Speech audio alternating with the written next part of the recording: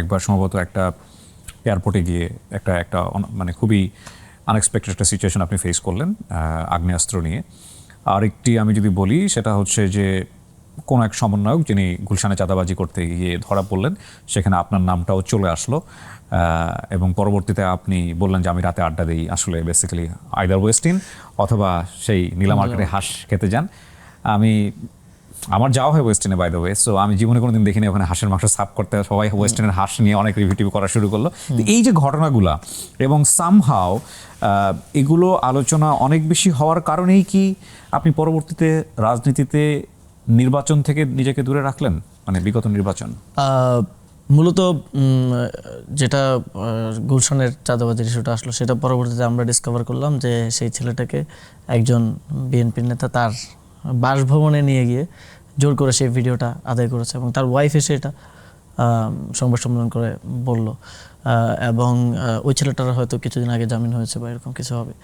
তো খুবই আনফর্চুনেট যে পলিটিক্যাল ভেঞ্জেন্স এমন পর্যায়ে চলে গেছে যে কোথায় একটা চাঁদাবাজির ঘটনা ঘটেছে ওইটার সাথে আমাকে জড়িত করার জন্য ওই সময়ে পলাতক ছিল ছেলেটা, তাকে বাসায় নিয়ে গিয়ে তার থেকে এই ধরনের স্টেটমেন্ট আদায় করা হলো এবং এক ধরনের ফ্রেমিং করার চেষ্টা করা হলো। এবং এরকম ঘটনা একটা দুইটা না, অনেকগুলো ঘটেছে। তবে আমি নির্বাচন থেকে এইসব কারণে সরে দাঁড়াইনি। আমার নির্বাচন থেকে সরে দাঁড়ানোর কারণটা ছিল তখন আমাদের অর্গানাইজেশনের ডিসিশন, এবং যখন নির্বাচনের সময়টা চলছিল এর আগে থেকেই আলোচনাগুলো চলছিল যে ইভেন নাহিদ ইসলামও কয়েকবার বলেছেন যে তিনিও নির্বাচন করবেন না, নির্বাচনকালীন সংগঠনের দায়িত্বটা নেওয়া জরুরি। এবং নির্বাচনকালীন দেখা যায় জোটগত কারণে অনেক ধরনের ক্রাইসিসে আমাদের দলকে পড়তে হয়েছে এবং হয়তো আপনারা খেয়াল করবেন অনেকে পদত্যাগ করছিল এবং সেই সংখ্যাটা বাড়ছিলই দিন বা দিন। আমি আসার পরে আমাকেই দায়িত্বগুলো মানে নিতে হয় এবং আমি আসার পরে যে পদত্যাগের একটা সিরিয়াল শুরু হয়ে গেছিলো সেটা আমি বন্ধ করি। প্রথমে সবার সাথে বসি, সবাইকে বোঝানোর চেষ্টা করি, সবাইকে কোন পরিস্থিতিতে আমাদেরকে জোটটা করতে হলো এবং কোন বাস্তবতায় সেটা সবাইকে বোঝানোর চেষ্টা করি এবং সবাইকে একটু ধৈর্য ধরানোর চেষ্টা করি এবং তারপর থেকে পদত্যাগ বন্ধ হয়ে যায় এবং অনেকে পদত্যাগ করেছে তাদেরকে আমি ফিরিয়ে এনে সংগঠনে। মানে যদি আপনি আমাদেরকে বলেন, যেহেতু আপনি আনলেনই, আপনি চাইলে এসকেপও করতেন, আসলে কোন পরিস্থিতিতে এরকম একটা জোট করতে হয়েছে? জোট গঠন হওয়ার পর আমি দলে এসেছিলাম।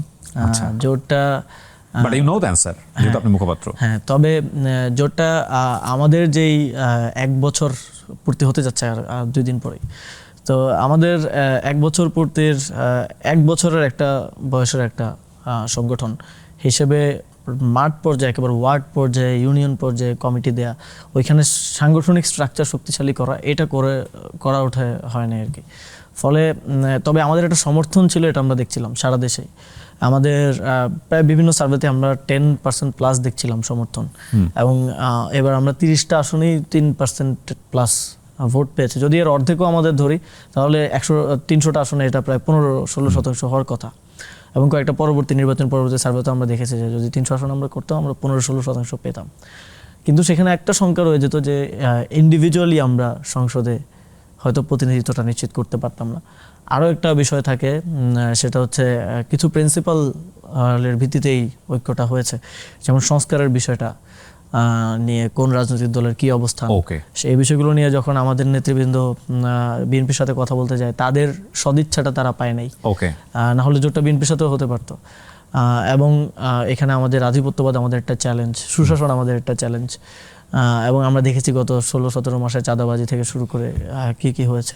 তো সব কিছু মিলিয়ে এই প্রিন্সিপালের বিষয়গুলোতে জামাতে ইসলামী সহ 11 দলীয় জোটে যারা ছিলেন তাদের সাথে আন্ডারস্ট্যান্ডিংটা বেটার হয়েছে এবং তাদের একটা কমিটমেন্ট ছিল সংস্কারের প্রতি এবং বাকি সব কিছুর প্রতি। তো এখন আমরা সেটা আবার দেখতেও পাচ্ছি, যেমন আমরা যদি বিএনপির সাথে জোটটা করতাম তাহলে এই যে সংবিধান সংস্কার পরিষদের শপথ না নেয়, এটা আমাদের জন্য খুবই বিব্রতকর এবং খুবই বাজে একটা সিচুয়েশন আমাদেরকে পড়তে হতো। তো সেই জায়গা থেকে আমরা এখনকার যদি ইভ্যালুয়েশন করি, that was a good decision এবং আমরা একে অপরকে কমপ্লিমেন্ট করতে পেরেছি, জোটের অন্যান্য দলকেও কমপ্লিমেন্ট করতে পেরেছি। আমাদের যে ভোট শেয়ারটা বাকি আসনগুলোতে জামাতে ইসলামী বা জোটের প্রার্থীরা পেয়েছেন, তাদের যে ভোট শেয়ারটা সেটা আমরা পেয়েছি। ফলে আমরা একটা ম্যাক্সিমাইজ করতে পেরেছি আমাদের সংসদীয় প্রতিনিধিত্বটা এবং ওভারঅল যেই ফলাফল সেটা। যেহেতু আমি উপস্থাপক, আমাকে প্রশ্নটা করতেই হবে, সেটা হলো যে এনসিপির ফিউচার আসলে কি? এনসিপি কি থাকবে না এনসিপি হারিয়ে যাবে? মানে এই প্রশ্নটা আমি কেন করছি, মাৎসা নাই বলে একটা ব্যাপার আছে। যখন দেখি আমরা ডেফিনেটলি আপনাদের অনেক বড় কন্ট্রিবিউশন জুলাই, এবং আপনাদেরই দল করেন এরকম অনেকের সঙ্গে আমার কথা হয়েছে বা এখানেও এসেছিলেন, তারা কেউ কেউ মনে করেন যে এনসিপির অবস্থান আরও বেশি শক্তপোক্ত হতে পারতো যদি এনসিপি এই অ্যালায়েন্সে যদি না যেত, এককভাবেই করতো যেভাবে এনসিপি প্রথম থেকে নির্বাচন করার কথা চিন্তা করেছে, সাধারণ মানুষকে নির্বাচনের সুযোগ দিতে চেয়েছে, একটা বিশাল প্ল্যাটফর্ম, হয়তো খুব ভালো আসন পেত না, কিন্তু বাংলাদেশের মনে একটা খুব শক্তিশালী জায়গা তারা করে থাকতে পারতো। আপনাদের দলেরই কেউ কেউ এটা মনে করেন। তো সেই জায়গা থেকে এই ধরনের একটা অ্যালায়েন্সে চলে যাওয়া এবং সেখান থেকে বের হওয়া বা এভাবে থেকেই আপনাদের আসলে ভবিষ্যৎ কতটুকু বেটার হবে বলে আপনি মনে করছেন? বাংলাদেশে অ্যালায়েন্সের রাজনীতিটা এটা প্রথম না। সব দলের সাথে অ্যালায়েন্সের এক ধরনের অভিজ্ঞতা এবং হিস্ট্রি আছে। আমিও মনে করি যে এনসিপি যদি এই জোটে না যেত তাহলে অবশ্যই আরও অনেক জনকে সুযোগ দেওয়া যেত নির্বাচনে অংশগ্রহণ করা, এবং অনেক ভালো ভালো নাম উঠেও আসছিল, বিভিন্ন অনেক ভালো ভালো ক্যান্ডিডেট আসছিল, 125 জন যাদেরকে প্রাথমিকভাবে দেওয়া হয়েছিল, এবং ভোট শেয়ারটা সিগনিফিকেন্টলি বেশি হতো। আমরা অ্যাটলিস্ট 12-15% ভোট শেয়ার বাংলাদেশে নিতে পারতাম, তবে আমাদের সংসদে হয়তো প্রতিনিধিত্বটা সেক্ষেত্রে কম হতো। তবে সেখানে এই দুই দিকে যাওয়ার সুযোগ ছিল সেই সময়টাতে। সেই সময়টাতে লিডারশিপ চিন্তা করেছে যে আমরা অ্যালায়েন্সের দিকে যাব, শুধুমাত্র আসন কিংবা সংসদের প্রতিনিধিত্ব থেকেও রাজনৈতিক প্রশ্নগুলোতে যাতে আমরা একসাথে হতে পারি। এবং তখন একটা সম্ভাবনাও তৈরি হয়েছিল যে অ্যালায়েন্স করলে হয়তো আমরা, অ্যালায়েন্সটা না করলে হয়তো জামাত আমাদের ভোট কাটতো, আমরাও জামাতের ভোট কাটতাম বিভিন্ন জায়গায়, বা আরও শরিক দল প্রার্থীদের। অ্যালায়েন্স করার ফলে আমাদের ক্ষমতায় সরকারে যাওয়ার বা দায়িত্ব পাওয়ার সম্ভাবনাটা আরও ম্যাক্সিমাইজ হয়, সেটাও একটা বিবেচনা ছিল। যেহেতু প্রিন্সিপাল বিষয়গুলোতে আমরা একমত হচ্ছিলাম, সংস্কার থেকে শুরু করে প্রিন্সিপাল বিষয়গুলোতে আমরা একটা জায়গায় ছিলাম, ফলে একটা নির্বাচনী ঐক্য, এবং আমরা এটাকে বলি একটা স্ট্র্যাটেজিক অ্যালায়েন্স আমরা সে সময় করেছিলাম। আমরা কিন্তু এটাকে রাজনৈতিক জোট বলি না। এবং সেক্ষেত্রে অবশ্যই ব্যান্ডউইথটা বেশি হতো এবং আরও বেশি মানুষ শাপলাগুলিতে ভোট দেওয়ার সুযোগটা পেত, যেটা আনফর্চুনেটলি 30টা আসন নির্বাচন করার কারণে হয়নি। তবে এবার স্থানীয় সরকার আমার মনে হয় সেই সুযোগটা তৈরি হবে, এবং এখানে আরও বড় পরিসরে প্রতিনিধিদেরকে দেওয়ার সুযোগ আছে। এবং অনেক কিছুই তো হতে পারতো 5 আগস্টের পরে, হয়তো স্ট্র্যাটেজিক কারণে অনেক সময় ভুল সিদ্ধান্ত, ভুল স্ট্র্যাটেজি নেওয়া, সব কিছু মিলিয়ে যেখানে প্রত্যাশা ছিল সেখানে আমরা ম্যাচ করতে পারিনি। বাট টিল নাও বাংলাদেশে মাত্র 1 বছর বয়সে একটা দলের, কোনো দলের ইতিহাস নেই যে তারা 6টা আসন পেয়ে এবং 3% ভোট শেয়ার পেয়ে থার্ড পার্টি অফিসিয়ালি হয়ে সংসদে প্রতিনিধিত্ব করছে এবং দেশের প্রতিনিধিত্ব করছে। আমি মনে করি এটা একটা সুযোগও তৈরি হলো একই সাথে। এখন আমাদের চ্যালেঞ্জগুলো সারা দেশের সংগঠন তৈরি করা, সারা দেশে একদম প্যান বাংলাদেশ কাজ করা, রুট লেভেলে যারা আমাদের ভোটার সমর্থক আছেন তাদেরকে রাজনৈতিকভাবে সচেতন করা এবং রাজনীতিতে অংশগ্রহণ করানো এবং দলের পলিসিগুলোও ঠিক করা। এর মধ্য দিয়ে সামনে আরও সম্ভাবনার তা আরও বাড়তে পারে, এবং আমরা এটা পুরোটাই ডিপেন্ড করছে আমাদের রাজনৈতিক বোঝাপড়া, আমাদের সাংগঠনিক দক্ষতার উপর। তো সেই সুযোগটা শেষ হয়ে যায়নি। আমার মনে হয় যে নির্বাচনের পরে এবং নির্বাচনে নিজেদেরকে প্রমাণ করার মধ্য দিয়ে সেই সুযোগটা আরও বেড়েছে। আমরা যদিও 6টা আসন জিতেছি, কিন্তু আমরা ভোট পেয়েছি 22 লাখ প্লাস, এবং 1 লাখেরও 30 জন 22 লাখ, তো গড়ে 70-80 লাখ, 70-80 হাজার ভোট ইজ নট মানে কম ভোট না। তো এটা একটা প্রুফ পয়েন্ট ছিল, মানুষ আমাদের উপরে বিশ্বাস রেখেছে এবং আমাদেরও নেতাকর্মীদের মধ্যে একটা কনফিডেন্স এসছে, এবং তারা 5 বছর মেয়াদে এখন পরিকল্পনা নিয়ে সামনের দিকে আগাচ্ছে, কাজ করছে। একটা বক্তব্য আপনি ক্ষমতায় থাকাকালীন, ক্ষমতা বলছি পার্ডন মি, মানে দায়িত্বে থাকাকালীন সুপার ভাইরাল হয়েছিল একটা লাইন, সেটা হচ্ছে মাতৃভূমি অথবা মৃত্যু। মাতৃভূমি অথবা মৃত্যু, সেটা আমরা যখন গণঅভ্যুত্থানে ছিলাম তখনই তো সবসময় মাথার মধ্যে এটা ছিল। আমি নিজে দেখেছি আমার সাথে গুলিবিদ্ধ হয়ে মারা যেতে 5 আগস্ট সকালে চানখারপুল মোড়ে। সেই মামলায় পরবর্তীতে শেখ হাসিনার ফাঁসির রায় হয়েছে, এবং আমরা প্রত্যেকটা সময় তখন মৃত্যুকে সামনে দেখছি। যখন কেউ গুম করছে সেখান থেকে ফিরতে পারবো কিনা জানি না, যখন আবার ডিবিতে আমরা 6 দিন গুম অবস্থায় ছিলাম সেখান থেকেও ফিরতে পারবো কিনা জানি না। গুম থেকে ফিরে এসে জানতে পারলাম যে আমার বাবা মা আমার লাশ খুঁজেছেন তারা মর্গে।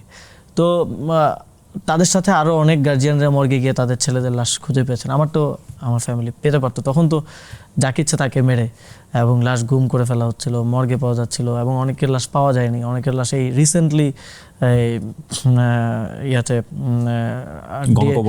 গণকবরে ডিএনএ টেস্ট করে, তো সেটা হতেই পারতো। তো সেই জায়গা থেকে আমরা মাতৃভূমিকেই সবার আগে প্রাধান্য দিয়েছি এবং এখনও দিচ্ছি। আমাদের এখনও যদি দেখেন একটা পলিটিক্যাল জায়গায় আমরা এসেছি, কিন্তু তারপরেও আমাদের কোনো ধরনের এস্টাবলিশমেন্টের সাথে সে ধরনের শক্তিশালী যোগাযোগ বা সাপোর্ট বা ব্যাকআপ, ফাইন্যান্সিয়াল বলেন, corporate establishment, media establishment, military establishment, কারোর সাথে যোগাযোগটা নেই। কারণ আমরা আগে কখনো, আমাদের তো হিস্ট্রিটা নেই, লং হিস্ট্রিটা নেই, আমাদের মাত্র 1.5-2 বছরের হিস্ট্রি। তো সেই জায়গা থেকে আমরা খুব ভালনারেবল। বাট স্টিল আপনি যদি দেখেন বিরোধী দল, বিরোধী জোটে এখনও ভয়েস রেজ আমরাই করছি, এবং আমরাই কোনো কিছু বলার ক্ষেত্রে পিছপা হচ্ছি না, দুইবার ভাবছি না বা গিয়ে নেগোশিয়েট করছি না।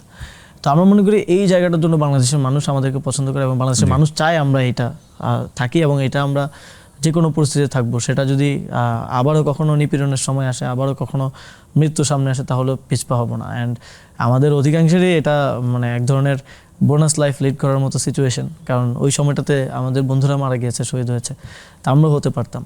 তো সেই জায়গা থেকে এই লাইনটা বলা, এবং এটা আমি এখনো ধারণ করি। আসিফ, আপনার জন্য অনেক অনেক শুভকামনা থাকছে। বাংলাদেশের মানুষের অধিকার নিয়ে আপনারা সামনের দিকে এগিয়ে যাবেন, শতায়ু হবেন, সেই শুভকামনা দিয়ে আজকের অনুষ্ঠানটা শেষ করছি। আপনাকেও ধন্যবাদ, এবং আজকে একসাথে কথা বলতে পেরে ভালো লাগে। জি, দর্শক যারা আমাদের সঙ্গে ছিলেন তাদেরকে ধন্যবাদ জানিয়ে আমরা আজকের মতো এখানেই শেষ করছি। আসসালামু আলাইকুম।